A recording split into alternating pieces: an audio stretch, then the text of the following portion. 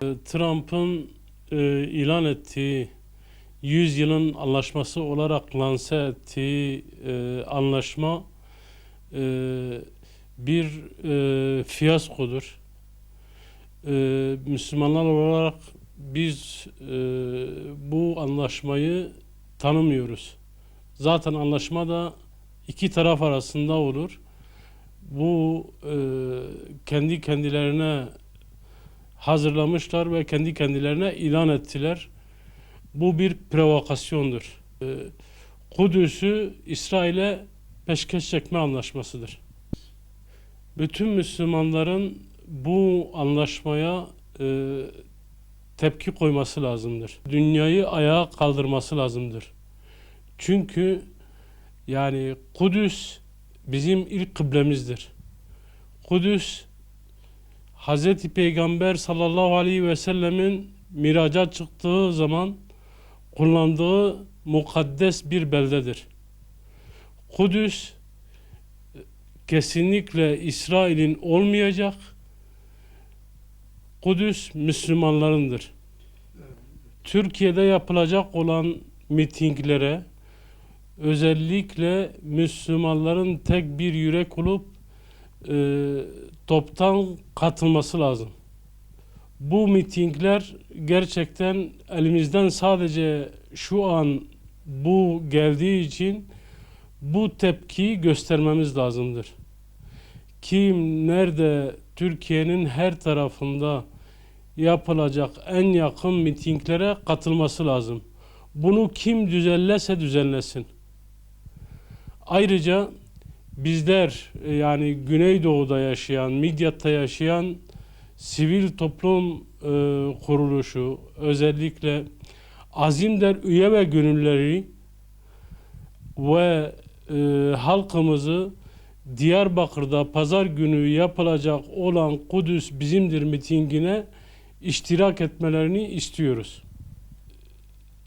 Kudüs bizim kırmızı çizgimizdir. Kudüs namusumuzdur. Kudüs'e sahip çıkmalıyız. Kudüs bizimdir. İlel ebed bizim olacaktır inşallah.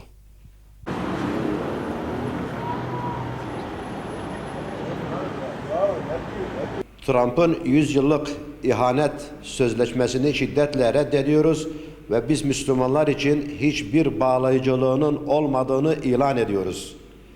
Kudüs Yahudilerin değil Müslümanlarındır. Bu bağlamda ümmet bilinciyle yola çıkmak ve bu gayri ahlaki oluşumları küresel emperyalizmin önünü almak için mutlaka ümmet bilinciyle hareket etmek zorunda olduğumuzu unutmayalım.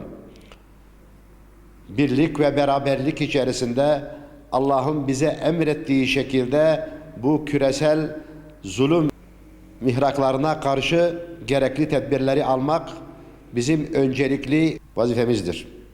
Bu anlamda Türkiye genelinde bu pazar günü yapılacak olan bu ihanet sözleşmesini telin ve reddetme mitinglerine tüm Müslüman halkımızı davet ediyoruz ve bu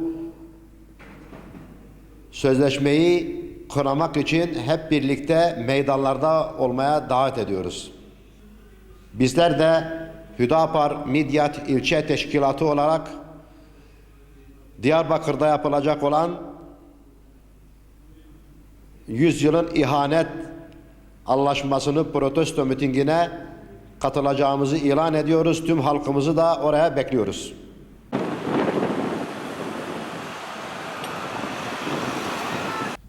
Bu konuda Siyonizmin açık yüzünü göstermiştir. Büyük İsrail'in kurulma hedeflerinin açıkça dile getirilmesidir. Bunu şiddetle kınıyoruz. Bağımsız Filistin'in yanında her zaman yanındayız. Bağımsız Filistin başkenti Kudüs olmadığı sürece hep kaos, bu konuda hep kaos yaratılacaktır. Hep Filistin'in yanında destekçisiyiz. Bu konuda da büyük mitingimiz var. 9 Şubat'ta Sakarya'da.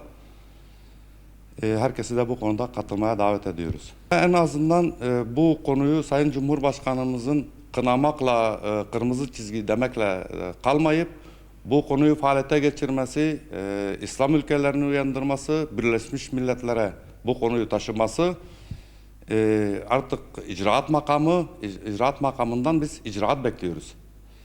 Sesimizi duyurmak için bu konulara çok ihtiyacımız var. Filistinlerin yanında olduğumuzu göstereceğiz. İslam alemini uyandırmak için sesimizi duyurmak zorundayız. Türkiye Müslüman bir ülke. Bu işin siyasi parti konusu değil, tamamen İslami bir konudur. CHP, MHP, HDP, Hüdapar ayrımı yapmadan Siyonizme karşı verilen büyük bir mücadeledir. Bu konuda her kesimin desteğini bekliyoruz. Diyarbakır, Sakarya, İstanbul mitingleri, biz istiyoruz Ankara'da da bir miting olsun. Biz istiyoruz ki genel milli bir mitingimiz olsun. Herkesin katılacağı bir miting olsun. Tek vücut olalım bu konuda. Bu siyasi bir konu değil, tamamen İslami. Kudüs'ün selametiyle ilgili sesimizi duyurmamız konusunda yapılan konuları her konuda destekliyoruz. Bütün halkımızı bu konuda bütün mitinglere katılmalarını ve seslerini duyurmalarını bekliyoruz. Kudüs'ü, Filistin'i yalnız bırakmayalım. Evet, bu konu bizim çok hassas, Sayın Cumhurbaşkanımızın dediği gibi hassas bir konudur. Bizim kırmızı çizgimizdir Kudüs. Kudüs tarih boyunca dünya üzerinde İslami ve gayri İslami bütün dinlerin toplandığı ve ibadet yani inanç konusunda dünya insanların kutsal sayılabilecek bir yerdir. Bu anlamda biz 100 yılın rezaleti ve ihaneti diye tanımlıyoruz. Midye Saadet Partisi olarak ve genel merkezin de tabirleri, Sayın Başkanımızın da söylediği. Biz bunu kesinlikle reddediyoruz. Kesinlikle Kudüs ümmetindir, Müslümanlarındır ve canlarımız ve mallarımız karşılığında da bedel ödemeye de hazırız. Bu konuyu uluslararası medyada, uluslararası kamuoyunda ses getirecek bir çalışma yapacağız.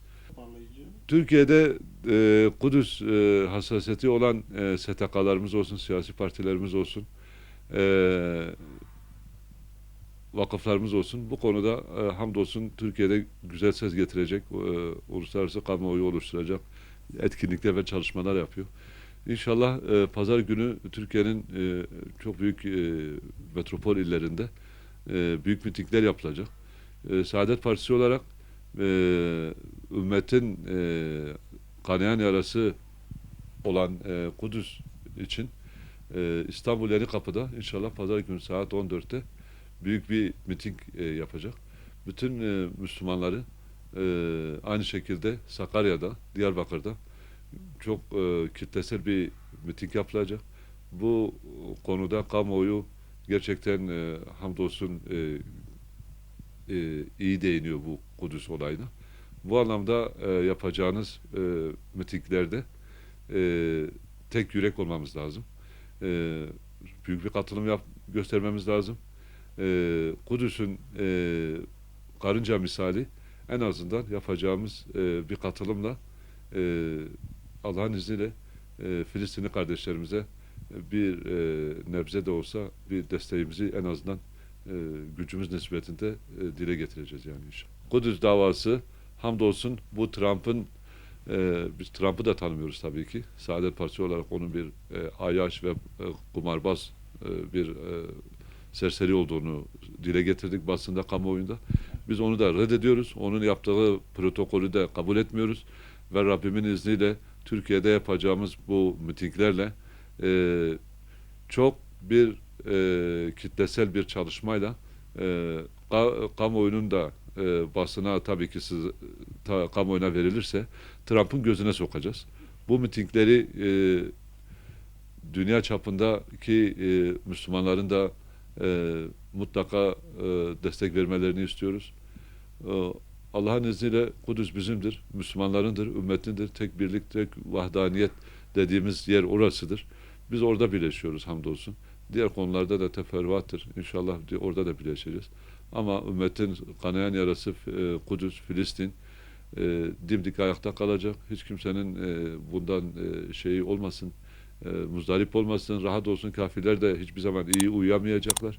Sakın ha sakın öyle bir şeye kalkışılmasın.